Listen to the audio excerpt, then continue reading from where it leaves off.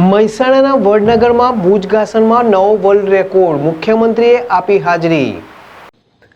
મહેસાણાના વડનગરમાં ભુજગાસનમાં નવો world record, મુખ્યમંત્રીએ આપી હાજરી। મહેસાણા આજે 21 જૂનના રોજ દેશ અને દુનિયામાં 11મો આંતરરાષ્ટ્રીય યોગ દિવસ ઉજવવામાં આવી રહ્યો છે। આ વર્ષે ખાસ કાર્યક્રમ યોગ સંગમ હેઠળ લોકો સવારે 6:30 થી 7:45 સુધી દેશભરમાં 1 લાખથી વધુ સ્થળોએ સામાન્ય યોગ પ્રોટોકોલ અનુસાર સામૂહિક રીતે યોગ કરી રહ્યા છે। ત્યારે મહેસાણાના વડનગરમાં શર્મિષ્ઠા તળાવ પર રાજ્ય કક્ષાના આંતરરાષ્ટ્રીય યોગ દિવસની ઉજવણી કરવામાં આવી હતી। મુખ્યમંત્રી અને આરોગ્ય મંત્રી હાજરી આપી।